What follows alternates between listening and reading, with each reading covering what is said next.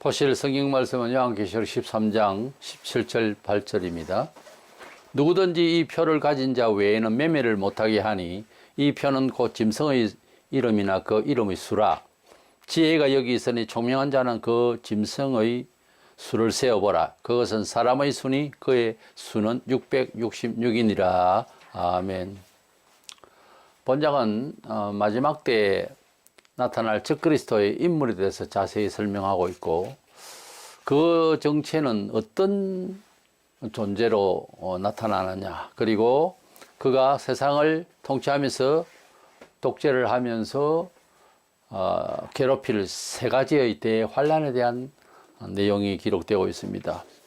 그것을 통해서 우리가 지금 이 시대에 적그리스도의 영을 받은 사람들이 어떻게 우리를 괴롭히는가를 잘 살펴보면 장래에 그러한 사람이 나타날 것이 예감이 될 것입니다. 오늘은 그래서 종말의 직전 현상의 12번째로 666의 3대 환란이라는 주제로 말씀을 나누고자 합니다.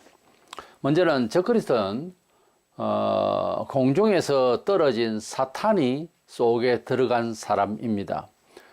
그러니까 일반 사람이 아니고 초인적인 힘을 가진, 또 지각을 가진 사람이 될 것입니다.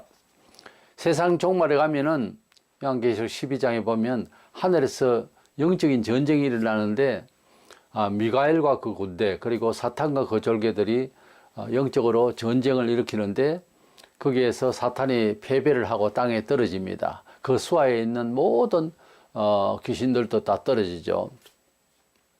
그래서 이 떨어지면서 이 사탄이 적그리스도의 마음에 들어가서 일반 사람이 아닌, 일반 실력이 아닌 그런 마귀의, 그동안에 이 세계를 공중에서 이 지구를 감싸고 악한 영으로 활동한 그 사탄이 한 사람에게 들어가서 정치인으로 나타나게 하는 것입니다. 때문에 적그리스도는 일반 사람이 생각하는 천재나 정치적인 인물하고는 많이 다른 그런 사람일 것입니다. 가룟유다도 그랬습니다. 가룟유다가 요한복음 13장 이전에 마귀가 벌써 시몬의 아들 가룟유다의 마음에 예수를 팔려는 생각을 넣었다 그랬어요.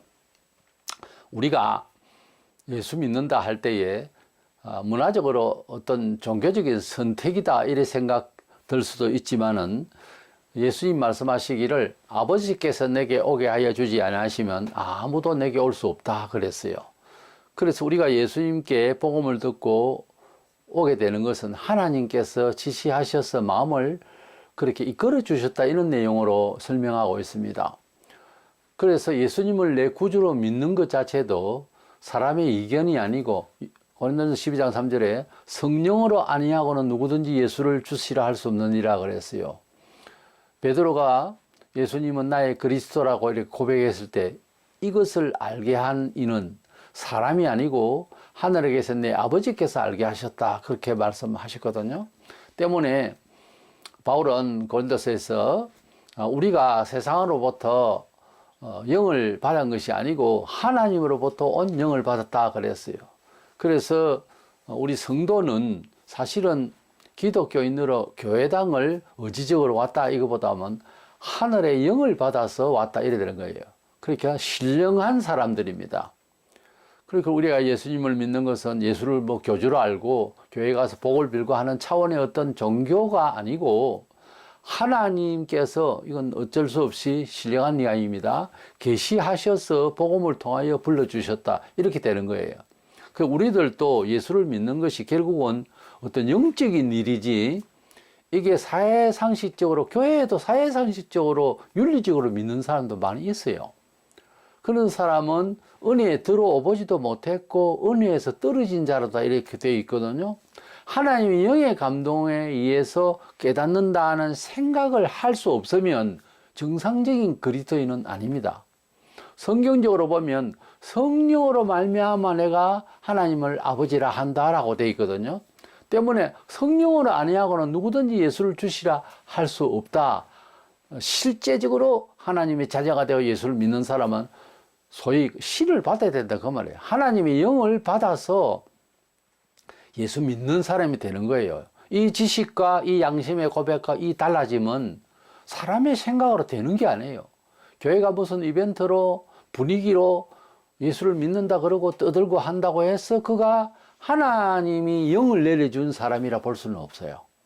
자, 하나님의 영을 받는 것은 이슬에 어쩌듯이 어떤 식으로든지 촉촉히 젖어 있는 것은 일단 같은 거죠. 사람마다 좀 반응이 좀 말하자면 리액션이 좀 다를 수 있지만은 폭우가 쏟아져서 옷이 젖는 것과 이슬이 내려서 조용히 젖는 것과 젖는 것은 같죠. 성령이 이슬처럼 내릴 수도 있고 그렇게 폭우처럼 쏟아진 것처럼 그렇게 감화를 받을 수도 있습니다. 그러나 반응은 물이 되어서 옷이 완전 젖어서 쏙까지 젖어서 그래서 내가 젖어 있다, 빗물을 받았다, 이것은 고백이 똑같아야 된다고 말해요. 그거조차 없는 사람이 교회를 다니면서 평생을 다녀도 성령을 받았는지 안 받았는지 조차 감각이 없다 가령 그러면은 성경적으로 보면 하나님의 자녀라고 볼 수 없어요. 오죽 했으면 청함을 받은 사람 많대 택함을 받은 사람은 정언이라 그렇게 했겠어요. 그래서 우리가 하나님을 믿는다는 것은 종교적 상식으로 대화의 내용 성격이 아니에요. 내가 뭐 교회를 다닌다, 이게 대화의 내용이 아니라 신의 음성이에요. 오죽 했으면 너희가 말씀을 받으면 신이라 하였거늘 그랬어요. 우리가 하나님을 믿는다라고 하는 것은 평범한 문화적인 양식의 이야기도 아니고 더더구나 윤리적인 이야기는 더 아니에요. 그러니까 하나님을 믿는다는 교회에 나오고 들어오고 사람과의 교제가 예의로 이루어지는 게 아니에요. 사람이 예의가 없으면 품격이 없죠, 물론. 근데 하나님을 믿고 하나님을 감사하고 예배하고 찬양하고 태도를 취하는 게 예의로 지키기 위해서 하는 것이 아니고 그거 실컷 했다고 유대인들이. 가식으로, 예의는 원래 가식이거든요. 형식이란 말이에요. 그 예의로 하나님을 믿는 것 아니에요. 그것을 틀을 안 깨면 은혜가 뭔지를 몰라요. 하나님의 은혜를 안다고 하는 것은 최소한 그런 겁니다. 시집장 가서 아이를 놓고 보니 부모를 안다. 불효 부모 사후해라. 부모가 죽고 난 뒤에 효를 다 못한 것이 후회된다는 일반적인 사람들의 생각과 비슷한 겁니다. 부모를 알려면 부모가 되어봐야 정말 아는 거거든요. 그래서 부모의 심정을 고 김동길 교수가 혼자 살다 갔잖아요. 부모의 심정을 절대로 알 수는 없죠. 그래서 부모님이 어떻게 해야 되나 이런 말은 별로 한 적이 없습니다. 자식으로서의 도리는 생각했는지 몰라도 그런 것은 논리적으로 되는 것도 아니고 예의로 아니고 진짜 마음에 그런 경험을 하는, 언어로 다 표현할 수 없는 게 부모님의 사랑이고 부모의 심정 알겠어요? 자식을 향한. 그 자식이 다 알겠어요? 그와 같이 하나님이 우리를 사랑하심에 대한, 내가 하나님을 아버지라 부르는 것에 대한 것은 어떤 예의로 하는 것이 아닙니다. 교회당에 와서 예의를 지키고 남의 눈치를 보고 그런 걸 가지고서 은혜 생활을 할 수가 없다고 말해요. 절대로 되는 게 아닙니다. 그거 틀을 깨려면은 내가 큰 죄인이요 하고 회개하지 않으면은 그게 절대로 깨어지지 않습니다. 특별히 우리나라 사람들은 유교와 불교가 들어있어서 그게 DNA가 깊이 들어있습니다. 그래서 하나님의 은혜의 방편, 하나님의 은혜를 안다고 하는 지식의 세계는 완전히 다른 세계입니다. 이 완전히 다른 세계를 내 몸에 채우려면 세상 천지 나와 같은 죄인이 없다, 이 생각을 해야 되고 회개를 해야 됩니다. 그게 보통 일입니까? 그게 사람의 뜻으로 되는 일이에요? 안 되는 거예요. 그러면 어쩌라고요? 그렇게 될 때까지 회개를 해야 된다니까요. 그렇게 될 때까지 계속 안 되면은 계속 죄인이다 하고 노래를 부르세요, 매일. 안 그러면은 은혜의 세계에 들어올 수는 없어요. 가령 수영을 배우는데 수영은 어떻게 하고 어떻게 뜨고 어떻게 헤엄을 치고 그 백날 해봐야 물에 들어가서 헤엄을 쳐봐야 되는 거예요. 처음에는 빠지지만 계속하면 내공이 생겨서 희한한 그 몸인데도 뜹니다. 결국 열심히 하다 보면 그 뜨게 될 때에 이론적으로 설명하실 수 있겠어요? 그 굉장히 힘든 부분이죠. 그거는 감각적이고 그거는 어떤 체험적이지 않습니까? 하나님을 믿는다고 하는 것은 평생 죽기 전에 한 번은 깨달았대요. 그걸 모르면 안 된다니까요. 이 적그리스도가 자기 마음이 아닙니다. 느부갓네살 왕이 하나님의 벌을 받으려가 7년 동안 들짐승같이 살았다고요. 그걸 제정신이 아니라고 그러죠. 풀을 먹고 막 짐승처럼 살았어요. 하나님의 영을 어떻게 받느냐에 따라서 사람 사는 게 그 교양적으로 훈련받아서 품격을 지키는 거하고 다릅니다. 품격은 알고 보면 약간 유교적인 거예요. 격을 갖춘다 이거죠. 일본말로 가다를 갖춘다 이거죠. 그래서 형식을 너무 없이 해도 사람이 품격이 없죠. 그런데 그 형식이 하나님을 믿는 건 아니라고 말해요. 그것을 왜 이게 강조하냐면은 이 사탄을 이해할 때, 이 적그리스도를 이해할 때 이건 철학적으로 사상적으로 이해할 대상이 아니다 그 말이에요. 이 사람은 이미 자기 정신이 아니에요. 적그리스도는 공중에서 떨어진 사탄이 속에 들어와서 가진 정신이기 때문에 정치라든지 뭘 하든지 일반 사람의 정신이 아니고 초인적인 생각을 하는 겁니다. 우리 예수 믿는 사람들도 마찬가지로 저 사람이 왜 저래 변하면 저렇게 변하나 할 정도로 완전히 탈바꿈을 하는, 그 사람이 실수도 하나도 없다 이런 말이 아니고 그렇게 살려고 하는 사람으로 돌변해야 됩니다. 하나님의 은혜 아니면 내가 존재도 할 수 없고 움직이도 못하고 아무 일도 미래도 나에게는 보장이 안 된다. 하나님께서 말씀하신 대로 바라보고 사니 나는 내 영혼이 하나님을 찬양하고 살 수 있다. 이렇게 되는 것은 교육을 통해서 되는 게 아닙니다. 절대로 안 돼요, 그거는. 그래서 하나님 앞에서 어쩐다? 누구나 무릎 꿇고 회개하고 낮아져야 됩니다. 그 안 깨진 사람들은 사회적으로도 교만해요. 이 자기 중심이야. 근데 하나님 앞에 깨어진 사람은 사회에도 웬일로 사람이 낮아진 겸손한 마음으로 대처를 하는 그런 태도가 보이는 거예요, 원래. 쏙도 없는 사람 같이 매를 맞아도 그저 용서할 수 있고 하는 그런 차원으로 자꾸 살라고 그래요. 이게 소위 말하는 세속의 말로는 하나님이 신을 받은 사람의 정신세계입니다. 그게 안 되면 도리적으로 예수를 믿으려고 하면 어려워요. 그리고 못해요. 흉내도 못해요. 왜냐하면 내 자아가 안 죽었는데 어떻게 해요? 예수님의 종이 돼야 되는데 예수님 앞에 내가 빳빳하게 살아야 되는데 어떻게 세상에 예수 얼굴로 비춰지겠느냐 이 말이에요. 불가능합니다. 그래서 성도가 되는 것도 하나님의 영을 받아야 되고 적그리스도 되는 것도 마귀의 영을 받았기 때문에 가능한 거예요. 그러니까 어째요? 마지막 때 일어날 적그리스도나 지금 세상에 적그리스도의 영을 받아가지고 움직이는 대상들이나 똑같이 우리가 어떻게 돼야 됩니까? 주의 영으로 성령으로 방어하려고 해야 내 삶이 이루어진다. 그 말을 하려고 하는 겁니다. 적그리스도도 제정신이 아니듯이 성도들도 본성의 제정신이 아니어야 영과 영의 싸움에서 미가엘이 사탄에게 이긴 것처럼 하나님의 영이 세속의 영을 이겨야 된다 그 말입니다. 제 말은. 그래서 적그리스도의 세계가 도래하고 있는데 그게 대체할 능력은 도리로 믿는 사람은 절대로 한 걸음도 못 갑니다. 그냥 예수를 포기하는 거예요. 무서운 지옥을 앞에 놔놓고도 그렇게 포기합니다. 그러니까 우리가 하나님 앞에서 먼저 어떻게 내가 먼저 죽어야 돼요. 완전히 죽어서 갈기갈기 찢어지고 완전히 박살이 나야 되고 가루가 돼야 됩니다. 그런 흔적이 한 번은 있어야 된다니까. 바울이 뭐라고 했으면 내 몸에 예수의 흔적을 가졌노라. 그런 완전히 한 번 죽어버리고 세속적 힘에 의지하는 것을 완전히 죽어버리고 예수의 것이 되어도 살아가는 과정이 힘든데 그거 전혀 할 수가 없고 나를 죽이지 못하고 끝까지 지고 있는 사람이 어떻게 악령의 세계를 대할 때 이길 수 있겠느냐가 말이에요. 지각이, 지혜가, 그런 방어력이, 내공이 없는 거예요.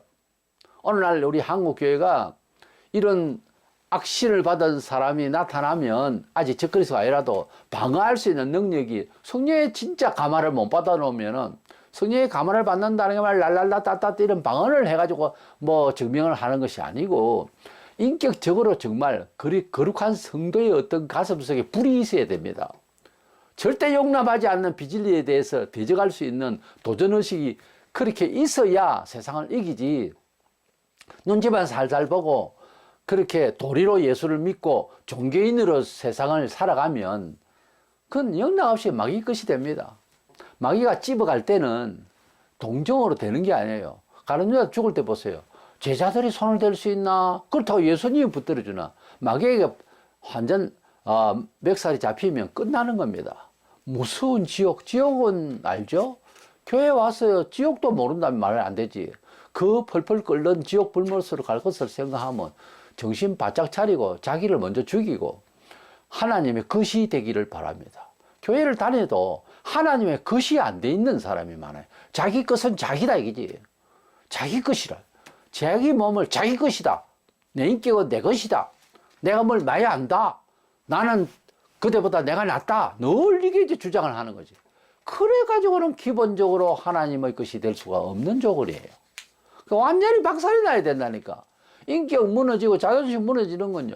너무너무 힘듭니다. 누구나. 장사가 없어요. 참 고통스럽습니다. 차라리 살을 찢거나 그렇게 이제 큰 상처를 받아서 아프거나 그게 낫지. 사람 인격이 매몰되는 거 굉장히 힘든 겁니다. 오죽해서 법적으로도 인권에 대해서 그렇게 강조를 하겠어요. 근데 그게 다 무너져야 되는 거예요. 성경적으로. 그게 어려운 겁니다. 어려우니 인간적으로는 안 된다 그 말이에요. 그럼 어떻게? 그렇게 될 때까지 하나님을 간절히 찾아야 돼. 어떻게 찾아란 말이야? 눈이 따갑도록 찾아야 됩니다. 돈 벌기 위해서 자기 자존심을 위해서 가슴을 치면서 벽을 머리를 치면서 그렇게까지 간절하다면 하나님 왜 안 나타납니까? 내 마음에 그 마음을 왜 안 줍니까? 하고 머리를 벽을 쳐박든지 그 정도로 나가야 눈이 따갑도록 밤새도록 돈 벌기 위해서 자존심 살기 위해서 잠도 안 오고 그 마음을 하나님 찾기 위해서 그렇게 해보시라고요.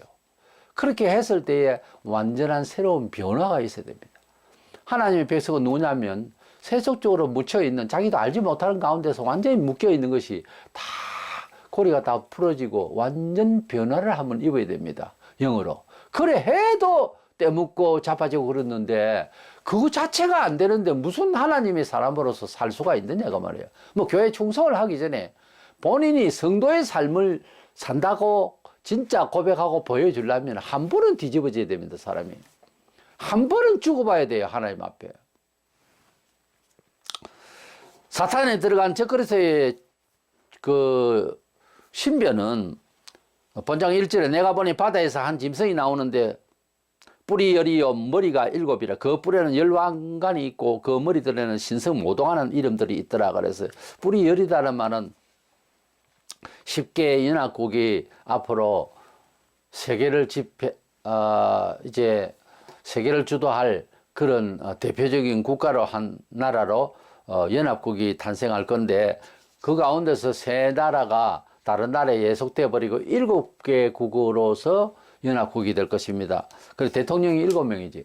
그러니까 처음에 10명이었다가 그 이제 3명은 그 어떤 나라에 예속이 되어 버리고 그리고 7나라 중에서 7대통령 중에서 대표 대통령 8번째 나타나는 대표 대통령이 세계를 주도할 적그리스도 왕이 될 것입니다. 그래서 그가 나타나면 어떤 일이 벌어지냐면 이거는 시사적으로 다 볼 수 있어요. 데살로니가 후서 2장 4절에 그는 대적한 자라 그 위에 자기를 높이고 하나님의 성전에 앉아 자기를 하나님이라고 내세우느니라. 그러니까 앞으로 성전을 세울 건데 이스라엘 백성들이 지금 이슬람 성전이 있는 곳입니다. 그곳이 다윗 성전이 있던 곳이에요. 그곳에 이제 마지막 때에 이스라엘 백성들이 지금 소원은 짐승을 잡아서 제사를 드리고 하던 그 성전을 짓고 싶은데 상황이 그런 상황이에요. 결국은 그 성전을 부시고 예루살렘 성전을 세워야 되니까 대전쟁이 일어날 수밖에 없어요. 한 번은 큰 전쟁이 일어날 거예요. 중동 전쟁이. 그래서 이스라엘이 거기 성전을 짓고 하나님을 옛날처럼 잘 섬기려고 할 때에 아마 이 적그리스도가 처음에는 협조를 하고 협약을 할 거예요. 그런데 나중에 얼마 안 가서 자기가 성전에 자기가 들던 큰 금빛 찬란한 그런 의자에 앉아가지고 내가 신이다 하고 신은 신이에요. 마귀가 그 안에 들어가 있기 때문에 악신이에요. 내가 신이라 하고 하니 이스라엘 백성이 가만히 있으려 합니까? 어째 사람이 신이냐? 여호와 하나님은 창조주 하나님이요 참 신이시다. 이러하니까 핍박을 받게 되는 거죠. 그래 부딪혀서 도망가게 되고 아주 힘들게 될 것입니다. 그렇게 적그리스도가 세계를 주도하되 자기를 신성화가 아니라 아예 신이다 하고 세상에 선전포고를 할 때에 온 세상이 이제 신이라고 인정을 안 하면 안 되는 지경까지 가버리게 되는 거예요.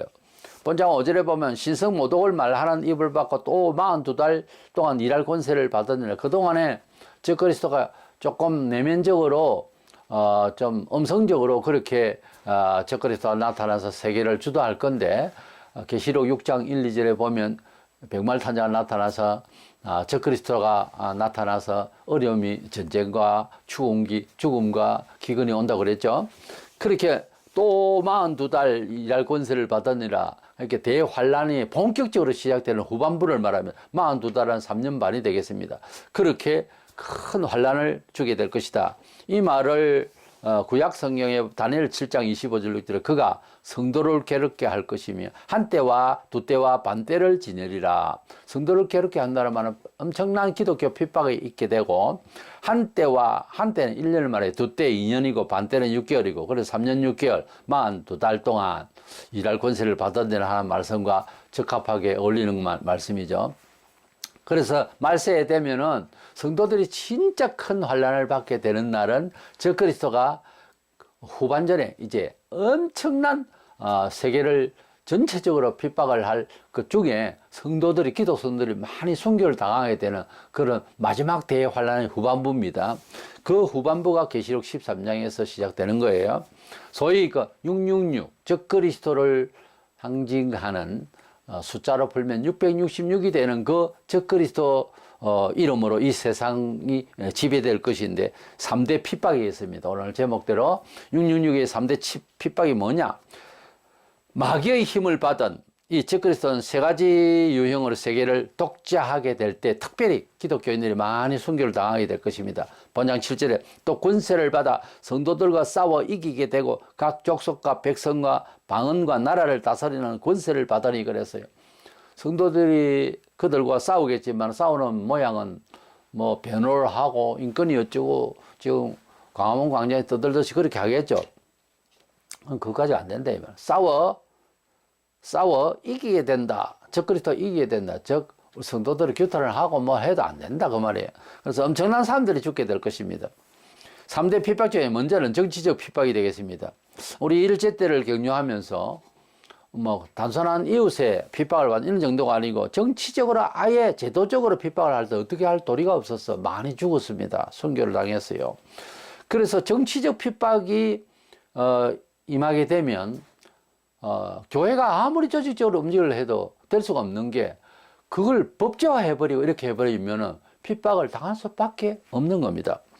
우리가 핍박 중에서 성격이 두 가지가 있는데 복음의 절대적인 가치를 방어하고 예를 들어 예수를 믿지 마라, 영생 없다, 그런 거 없다 이런 식으로 하나님은 한 분인데 태양에 절해라든지 이런 계명에 유한 절대적 하나님의 명시된 계시를 반박을 하고 거부를 하게 하면 그것은 우리가 목숨을 걸고 지키려고 하고 죽으면 죽는 거고 그런 거죠. 그런 핍박이 있고 또 한 가지는 문화적인 핍박이 있어요. 이렇게 생활을 하라 저렇게 하라. 문화적인 생활에 대한 핍박은 적극적으로 대들고 이렇게 할 수는 없어요. 그래서 사회에 우리가 은혜롭게 권유를 하고 권면의 차원이에요. 그래서 기독교인들이 핍박이라 뭐라 하는 이 말도 명시된 하나님의 계명적이고 구원의 절대적인 내용을 반박하고 강요하고 믿지 말게 할 때는 그때는 반박을 할 수가 있어요. 그리고 죽이면 죽는 거예요. 그게 1차적인 근본 신앙에 대적을 할 때는 그건 핍박을 받는 거예요. 그 다음에 문화생활은 정치는 이렇게 하라, 문화생활은 이렇게 하라, 저렇게 우리가 생각한데는 선한 삶의 모양이 있겠죠. 그것을 강요하거나 억지로 그들을 비판하거나 이런 식으로 하는 것이 잘하는 건 아니에요.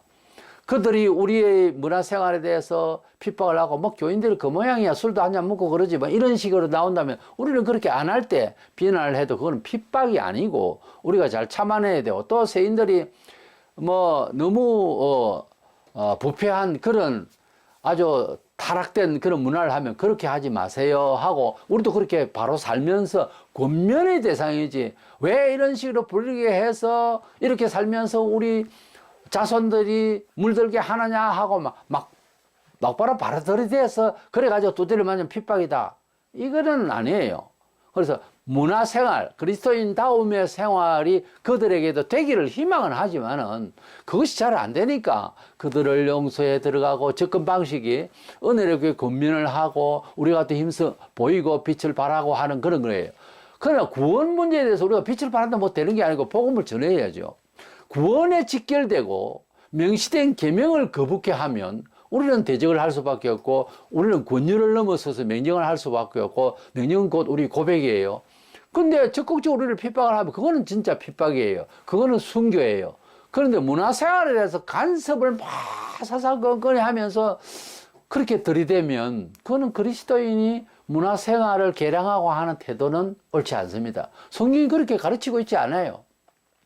일반 사회 문화생활, 이웃과의 관계, 그리고 국가에 대해서 그걸 적극적으로 총칼을 들고 뭐 똑바로 살아 이렇게 하라고 명하거나 권하거나 하신 말씀이 없어요. 단지 우리가 기도하고 그들을 권면하는 단계로 들어가는 것이에요. 권면하다가 매를 맞거나 욕을 들을 경우도 있는데 그것도 맞닥뜨려서 또 싸우기까지 해가지고 뭐 피를 흘리고 이러면 그건 순교가 아니에요. 방식이 잘못이라고.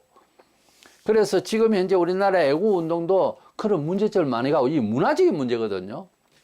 그렇다고 가만히 있을 수는 없죠. 권면하고 그리 살지 말라 하고 잘못된 불법의 사항은 지적을 해주고 또 전문성을 가진 사람이나 또 국회의원이나 법조계나 성도들이 있으면 또 권면을 할 수 있도록 하고 기회가 있을 때마다 가르치고 해야 되겠죠.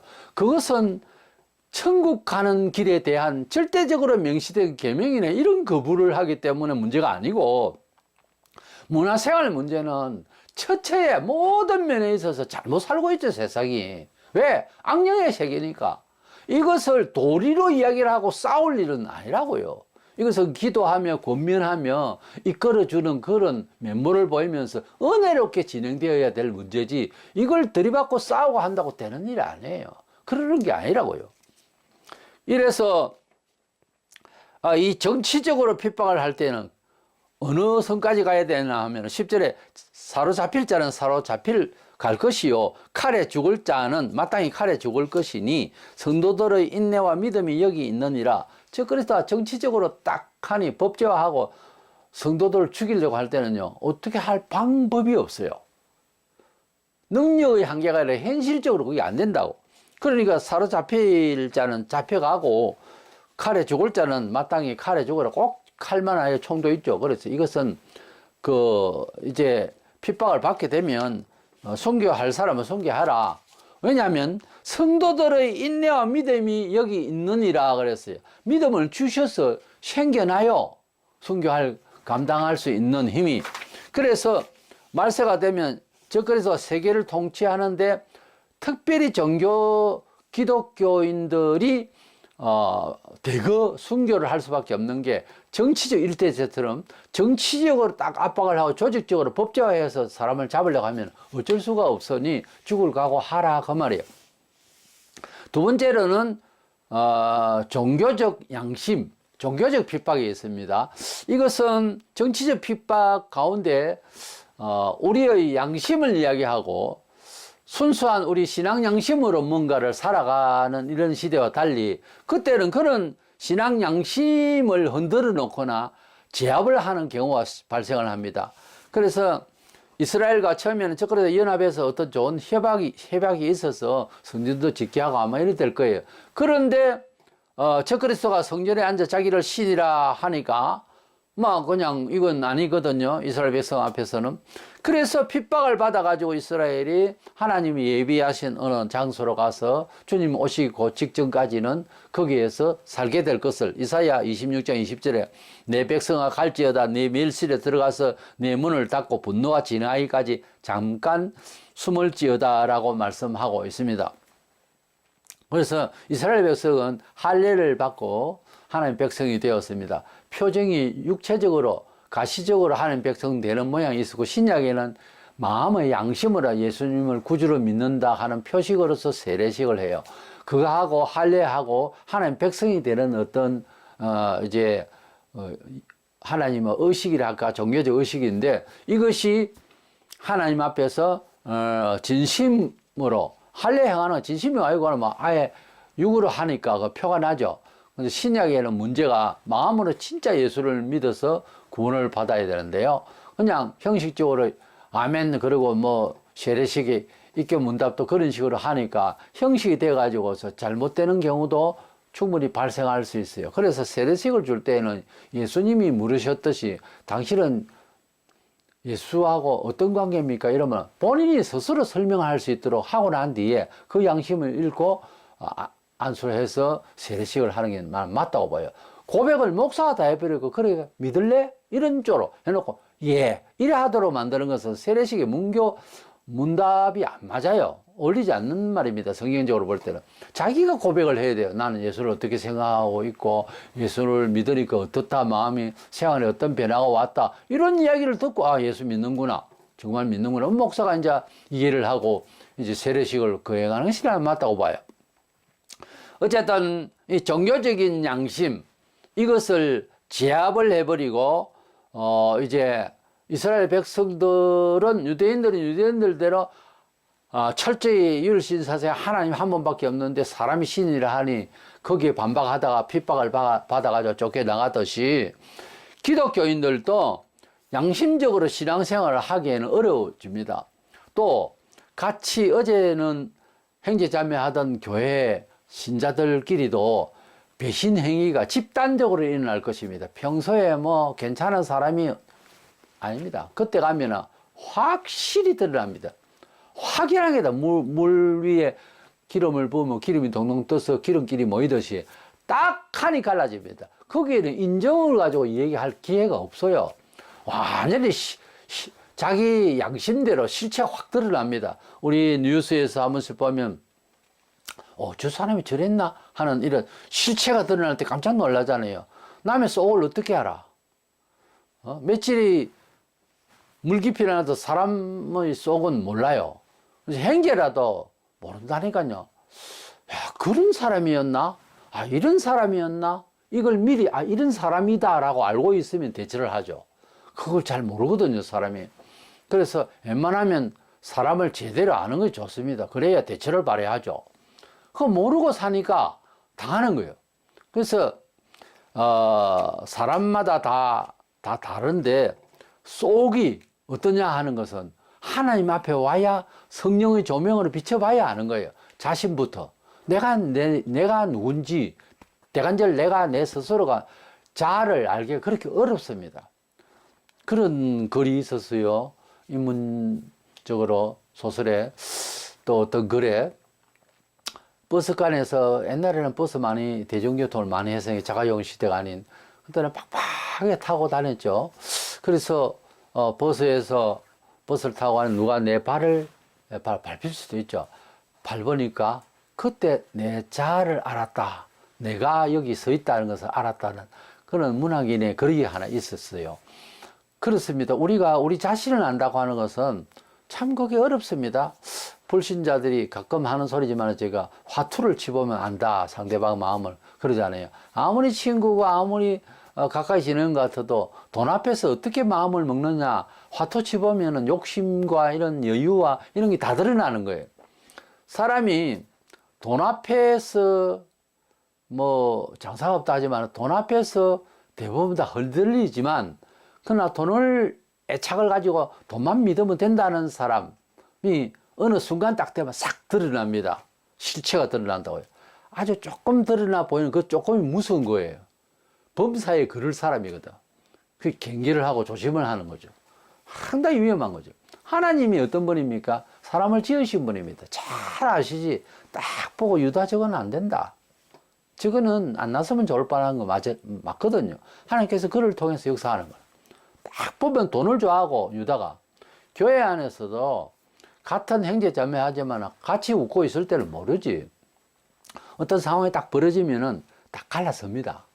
그때는 인정을 가지고 될 수가 없어요. 안 된다고. 천당 가고 지옥 가는 게 형제라도 이건 어렵습니다. 형제라, 피를 나는 형제라도 이게 안 되는 거예요. 그래서 참 구원 문제, 냉정한 문제예요. 하나님 앞에서 자신이 스스로 냉정해야 됩니다. 자기를 확실히 파쇄시켜야 돼요. 안 그러면 심판이 이게 막연한 이야기 아니에요. 펄펄 끓는 지옥 불못에 통닭 기름이 튀기는 건 아무것도 아닙니다. 그 생각하면 끔찍해서 생각 자체를 계속해서 할 수가 없을 정도의 세계예요. 그 세계에는 형제 자매도 없어요. 자기가 아파 두려워가지고 떨다가 있어야 할 그런 상황이기 때문에 뭐 누구를 의식할 그런 세계가 아예 아닙니다. 아비규환이라고 그러죠. 불관에서 떨고 있는데 뭐 형제자매 그런 머식 도리 그런 아무것도 생각 없어요. 인정이가 뭐 그건 완전히 없습니다. 그 지옥 세계, 천국도 마찬가지입니다만 시간이 멈춘 곳이에요. 어제 오늘 내일 어떻게 보면 괜찮겠죠. 뭐 계획을 가지고 그런 세계가 아니라고요. 영원히 가버리는 세계거든요. 그래서 종교적인 양심을 지킬 수 없는 믿음대로 뭐 마음대로 할 수 없는 세계가 온다. 적그리스도 오면 세 번째 이제 고통스러운 그런 혼란이 뭔가 하면 경제 생활에 대해서 666 적그리스도의 이름으로 뭐든지 거래가 돼야 되는 이런 상황이 되는데 말세에는 세계 경제, 세계의 돈이 적그리스도의 이름으로 아마 넘버를 참 개인이 고유 넘버를 받을 것입니다. 그 맨 앞자리가 아마 666 이런 식으로 나갈 겁니다. 그래서 666 뭐 888 110 뭐 이런 식으로 하면 한국의 누구 미국의 누구 이런 식으로 될 겁니다. 본문 18절에 그 짐승의 수를 세어보라. 그것은 사람의 수니 그의 수는 666이니라 그랬어요. 그의 수라고 할 때는 상징적으로 그를 뜻하는 666이라는 말도 되지만 6이라는 숫자는 6일 동안 세상을 만들어서 플러스 1 하나님이 함께 하시면 7이 되는데 완전한 하나님이 함께 하시면 세상도 완전해진다. 온전해진다 그런 뜻이 숫자적으로 의미를 줍니다만 6은 세속수, 마귀수, 귀신수 이래 됩니다. 그래서 6인 세상수 6일 동안 지었었으니까 666 세 번을 이렇게 붙였으니 이것은 완벽한 세속수 이렇게 의미는 됩니다만 적그리스도가 어떤 이름은 있을 것 아닙니까? 그 사람 이름을 숫자화하면 666이 된다 그 말이죠. 666이 온 세상 사람들이 통용할 만한 의미적 숫자로 읽히기는 어렵잖아요. 그 사람 이름이 666이 된다 하면 풀이가 되니까 공유할 수 있는 부분 아닙니까? 그러니까 666은 숫자가 되는데 그 이름이 숫자로 되는 우리나라 기억, 니은, 티끌 1, 2, 3, 4가 안 되잖아요. 우리는 숫자화 안 돼 있어요. 헬라어나 라틴어 이런 데는 숫자가 다 됩니다. 1이 되고 10이 되고 100이 되고 다 숫자가 그 철자에 따라서 다 숫자화 될 수 있거든요. 그러니까 이 적그리스도 이름을 하나하나 철자를 다 숫자화해서 붙이면 합계가 666이 된다 이렇게 보는 것이 당연하고 그렇게 아니면은 이 의미로 보기에는 전달되기가 온 세계적으로 공유하기 어려운 부분이니까 숫자화 되는 것이 맞을 겁니다.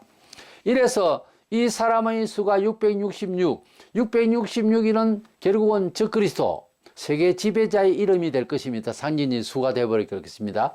그 수를 이어서 나오는 어떤 개인적 주민등록증의 넘버가 딱 고유 넘버 되듯이 나올 거예요. 그래서 그 카드로 써야 되는데 카드가 아니고 본문 16절에 그가 모든 자 곧 작은 자나 큰 자나 부자나 가난한 자나 자유인이나 종들에게 이거는 어떤 사람인지 모두 다 이 말입니다. 그 오른손이나 이마에 표를 받게 한다. 오는 사람의 이마는 뭐 상징적으로 사상적으로 그렇게 교육이 되어진다. 뭐 자꾸 어렵게 그렇게 영적으로 풀어야 한다고 그러는데 이게 아니고 경제 생활이라고 하는 것은 현실이니까 이마나 오른손에 그 표를 어떻게 인식을 받는다 이 말이에요. 요즘 카드도 문제가 많거든요. 훼손되거나 잃어버리거나 여러 문제가 있어요. 그래서 물물 교환부터 시작해서 화폐의 그 역사를 쭉 보면 전부 다 용이하게 만들었다고 수표까지 나왔다가 카드가 나왔는데 카드도 좀 힘들어요. 이게 도난 사고가 많고 그러니까 이마나 오른 손바닥에 표를 받는다라고 하는 것은 지금은 가능한 이야기돼요. 전자책으로 쏘면 번호가 다 매겨진답니다. 이래서 이 표를 받으면 어떻게 되죠? 지옥 가는 겁니다. 사실은. 그래서 이 표를 받지 않아야 되는 이야기를 듣게 되어 있어요. 하나님 자녀는. 그래서 이 표를 받아야 아마 경제 생활에 원활하게 할 수 있을 겁니다. 안 받고도 살 수는 있을까 모릅니다. 힘들겠죠. 각오를 해야 되겠죠. 이래서 정치적 핍박, 종교적 핍박, 경제 생활의 핍박 이런 제압 속에서 살아야 되는 때가 올 것입니다. 어떻게 하면 이기죠? 성령의 사람이 되어야 합니다. 그러므로 지금도 많이 기도하고 그래서 본성의 사람으로 살지 말고 복음의 사람으로 변신해서 성령님의 인도를 받아가면서 살아가는 이런 연습이 되어서 날마다 승리의 삶을 이루시기를 주의 이름으로 축원합니다.